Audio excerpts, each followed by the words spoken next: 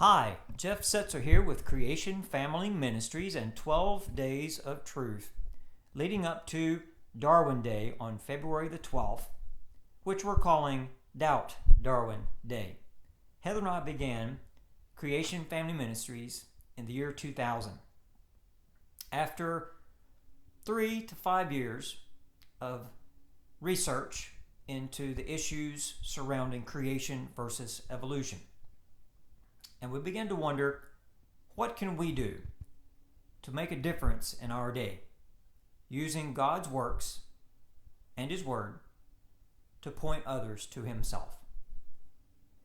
Please enjoy this segment, Day 1 of 12 Days of Truth.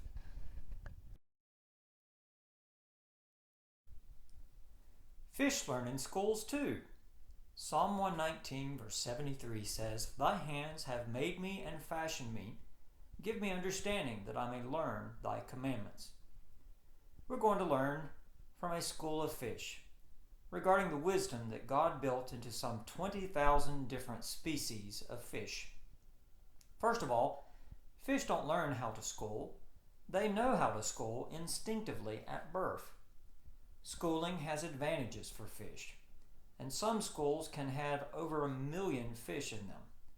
You see, schools offer a lot of protection from predators. Did you ever wonder why, when a school of fish is attacked or simply startled, the fish don't run into each other, but radiate away from the threat like exploding fireworks? Oh yes, they can all see each other. They can tell where the fish next to them are going.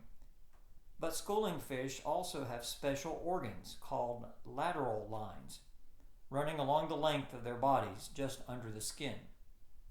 These organs are filled with sensitive hairs, which sense the movement of water around the fish, so that each fish has a better sense of the speed and direction of its neighbor from subtle movements in the water. It is clear that the advantages of schooling, plus the special organs that schooling fish have to help them school, are not the products of genetic accidents and chance. They are testimony to a Creator who cares for all the creatures He has made. And if He so cares for fish, how much more does He seek you and desire a relationship with you through His Son, Jesus Christ? Nature's shark repellent. 1 Peter 5:8. Be sober, be vigilant, because your adversary, the devil, as a roaring lion, walketh about, seeking whom he may devour. Over the centuries, humans have tried different strategies to protect themselves from sharks. But it's no secret that shark repellents simply don't work. But now, scientists have learned, from a lowly fish no less, that repelling a shark is as simple as washing his mouth out with soap, released from a squirt gun, of course. The Moses sole, a slow-swimming, apparently defenseless little fish, lives in the Red Sea. What puzzled scientists was that such seemingly easy prey never seemed to be bothered by predators. Researchers wanted to know what the Moses sole's secret was. So they offered one to sharks in a laboratory tank, knowing that sharks will eat anything. Sure enough, the sharks grabbed the sole, but just as quickly they let it go. More studies showed that the sole releases a milky, detergent-like substance from the pores in its skin. As soon as the shark got a little of the detergent in its mouth, it wanted nothing more to do with the sole. While the sole's detergent is poisonous, researchers found that it's the detergent and not the poison that drives the sharks away. They have found that a commercially available detergent works even better than the sole's defense. Just as the shark cannot be tamed, neither can our sinful deeds. This is why God encourages us to stay away from opportunities to sin.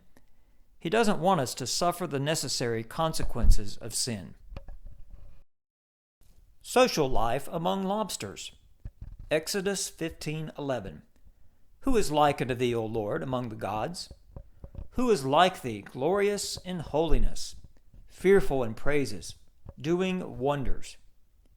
For years, scientists have thought that lobsters were loners. Intensive study of the lifestyle of lobsters now shows that lobsters have their very own complex, bustling society. The average lobster spends many of its evening hours checking out newcomers and spying on its neighbors. A lobster will walk to neighboring lobster shelters in rocks or other protective structures and stick its head in each one to see if anyone is home. If the neighbor is out, the spying lobster will inspect his neighbor's home. If someone is at home, the two lobsters will face each other. If the visitor is larger than the one already in the shelter, the larger lobster evicts everyone in the shelter. As soon as everyone is out, the larger lobster allows everyone to return to their home.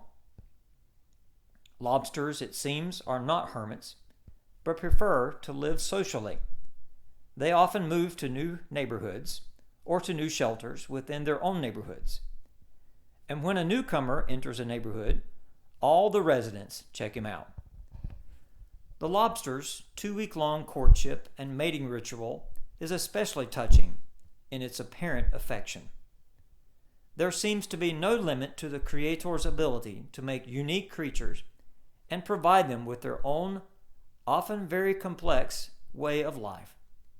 Such imagination is not produced by accident.